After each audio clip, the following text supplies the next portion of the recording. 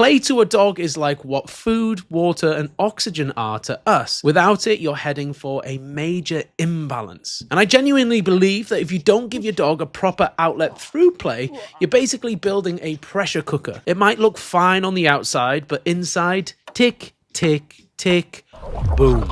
Play isn't just a nice extra either. It's biologically imperative. It's how dogs fine-tune their hunting skills. Deep inside their brain, there's a little survival switch saying, if I don't practice hunting, I'll starve and die. Alright, maybe not quite that dramatic, but close enough. It is important. Now, I can already hear some of you, but my dog doesn't care about toys. Don't worry. That's not set in stone. In fact, there's loads you can do to turn it round. And in this video, I'll show you exactly how. You're about to watch Erin, a young German Shepherd, transform in less than 24 hours. From a dog that couldn't give two hoots about toys to one who's fully engaged and loving it. And all it took was a few simple tweaks. So, how did we do it? Let me show you. If we want our dog to want something, we must first pretend that they're not allowed to have it. So an example I always give is my friend.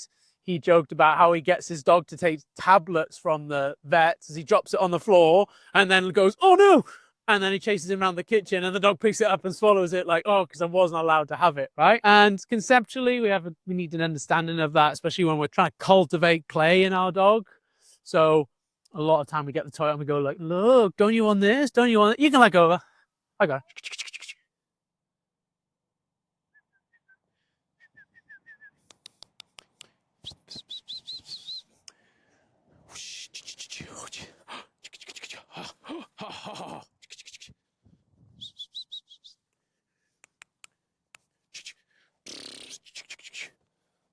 And we saw a little something there. And for a dog that like struggles with play, something good to start with is like a leather rag or like a jute rag on the end of a leash. And what you'll see with kind of a dog like her is potentially like, I don't want to have fun doing this thing because I know how I get my fun, and that's kicking off at other dogs. What I want you to try, Melinda, is come out with her. I want you to put this in your pocket and try and tap into a seeking system. I want you to take some food, or just throw it one way, take some food, throw it the other way, take some food.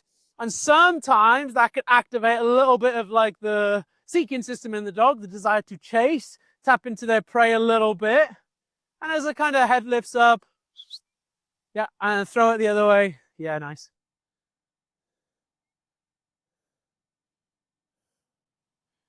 And then like, as she comes, like run away from her with like a couple of pieces in your hand and she has to catch you. And yeah, that's nice. And we want to create a bit of momentum with the food. Now, this doesn't happen all the time, but sometimes that can kind of put the dog in a chasing state of mind. So then when we do bring out the toy, they're a little bit more inclined to want to chase it. So we don't want any rules at this point. We want the dog just chasing the food, catching us, chasing the food, and like really like letting her hair down almost. We want her to like go. We might even see a little bit of a stress shake at some point. We might even see like a big exhale. And at that point, we start thinking, all right, now might be a point to start introducing the toy. And then when we do want to elicit that kind of like, oh, you're not allowed to have it, but okay, let's do it. You should see that ball and like light up.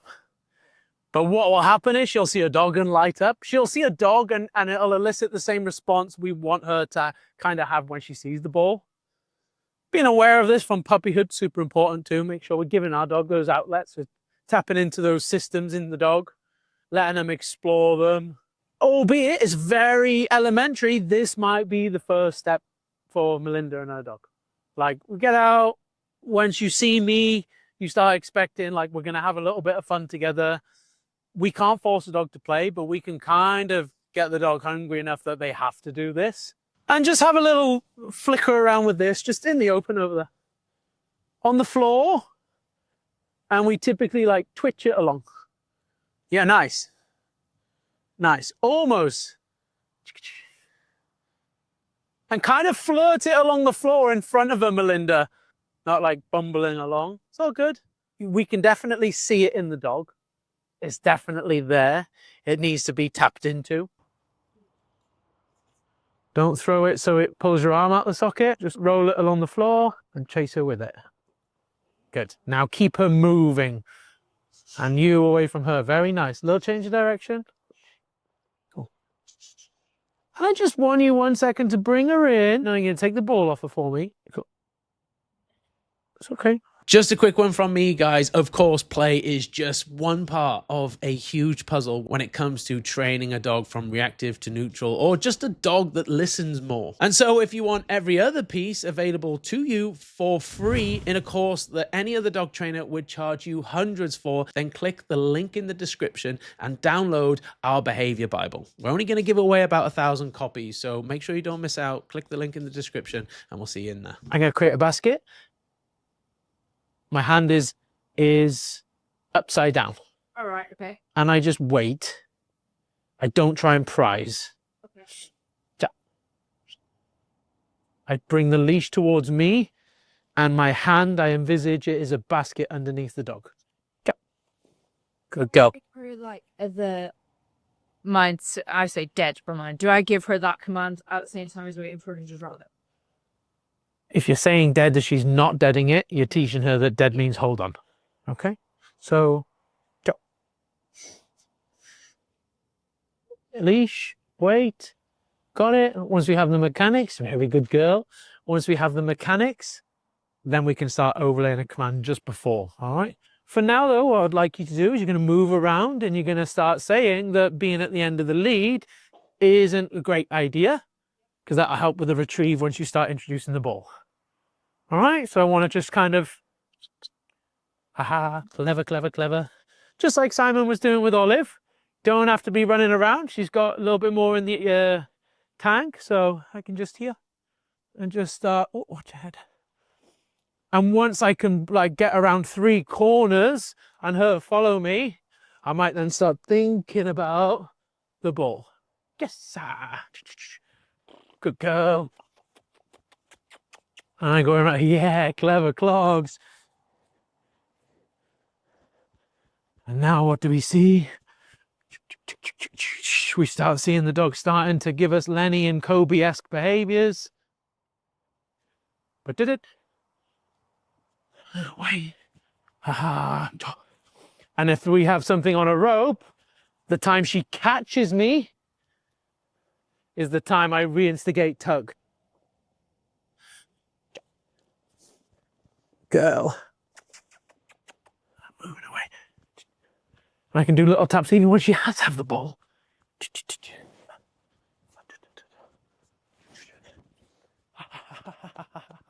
Oh, clever, clever, clever. Clever, clever, clever. Good girl. This bit's boring. Ow. She ate my finger. Good.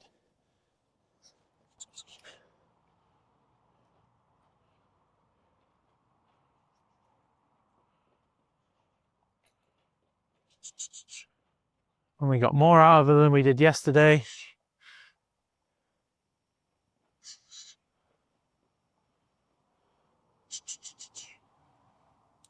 Okay, put that ball to the side, put this one in your pocket, create your imaginary boundary first. Yep. Once you feel like you can't, she really doesn't want to leave it, then we'll introduce the ball.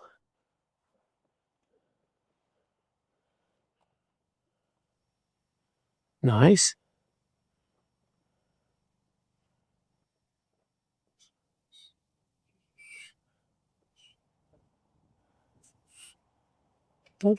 Nice, that's it. Good girl. Now start speaking to her. She's coming into you. And we like a bit of a ball on a rope or a tug or something like that. So when the dog comes in, I'm not worrying about the drop. I'm initiating the restart of the game. I can't do that with just a ball, right? Nice. Now you can think about taking it off her. Remember what I said about the basket hand and the lead tension towards you, please. Nice short lead and slow. There's no rush to this bit. And wait, be patient.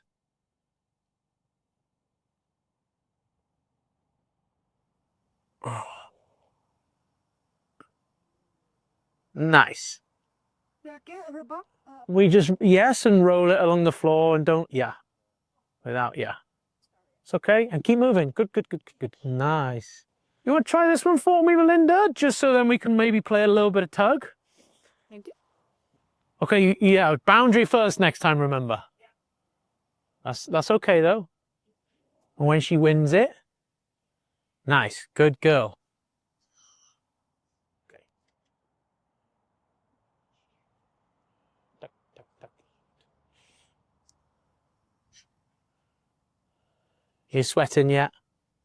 She liked that tennis ball more than anything, so we might drill a hole through and put a rope on that at some point. We're going to try this one, but first, what are you going to do? Remember, boundary first.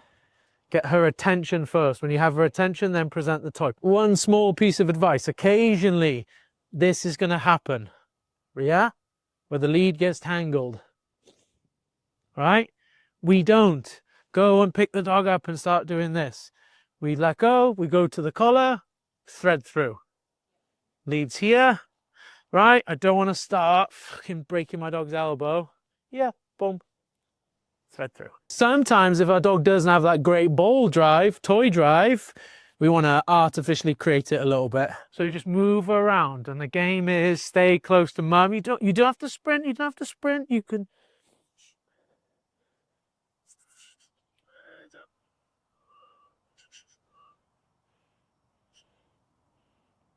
Good. And we flick the lead when she's, yeah. Okay.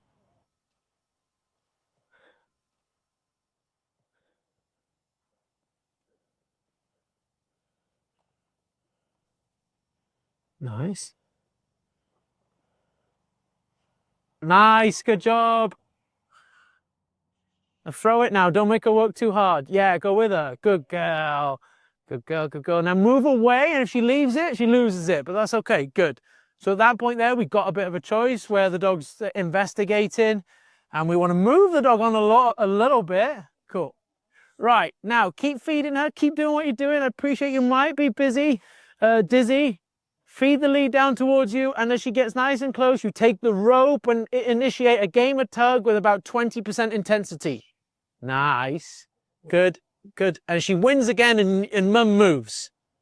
Good. Yeah, nice. This is how we teach puppies. Tug. Nice. And a dog who didn't play yesterday, and now we got some. Same again. She comes in. And a baby game of tug. And you just, yeah, play tug, play tug. And remember the ballroom dance now, the to and the fro. Don't be too heavy. Don't be too light. Good. Yeah, good girl. We tell her how great she is. She's so clever. Good. That's okay. That's okay.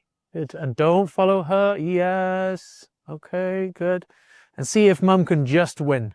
Just win. And then mum says, ha ha ha, you idiot. You should have held on. And then we frustrate the dog again. So at that point, we're flick it, flick it, flick it. If you're going to attempt to win, I want you to just win and just flick it out of her mouth without snagging a tooth. Or yank it, that's fine. Now keep moving, yeah. Are you trying to run an intro? She's all... Well, yeah, well, cool. And a little throw. Go with her, go with her, go with her. Yeah, and now away, away.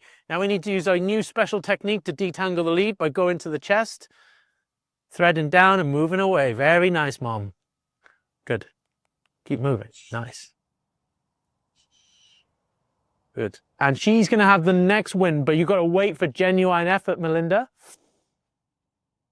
Yeah. Now this time you're going to win. You're going to snag it from her again without taking a tooth with you. Yeah. And if you can't, and because she's clamped onto it, she deserves to win at that point. Yeah, nice, good job. We test the dog's grip. If the dog's grip passes, hey, you get to keep it again. And all these little nuances are how we cultivate a dog that is got that nice ball drive that we can utilize for that behavioral change. It's nice. Good job. I can't shut laughing, I thought there. Okay, now I want you to prise it out of her mouth. She's not going to resource guard. And get into a little bit of a wrestle with the toy. Yeah. Yeah, like, you know how you used to try and get her to drop? I want you to do that. Yeah, get it off her, get it off her. Yeah, you shouldn't have that. Hey, what the hell are you running around with that tea towel for? Oh, God. Yeah, if you can without hurting her. Yeah, all done. Ball in your pocket. Yeah, cool. Nice work. Now, readjust her slip collar a little bit higher above her trachea for me. And you have some food on you, Melinda? That was very, very good. Well done. Good job. I can give you one of those balls today, but you have to treat it as a special toy. But we want to create a little bit more drive for the ball. Always finish while the dog obviously still wants to play. We typically finish in frustration, so I'll like have a little cheap win from the dog. I'll snatch it, I'll prize it out of their mouth, and then I'll like run away. I'll test their grip, let their grip fail, I'll run away, I'll put it in the pocket, and I'll say all done. And I want the dog finishing the game thinking, fuck, I wish I held on to it. Oh, I'm an idiot, it's away now. God, next time, get next time. Yeah. Okay, so that's how you get a dog to want to play. But once you've done that, how can we really use play to take our dog's training to the next level? Well, if you watch this video right here, I'll show you exactly how.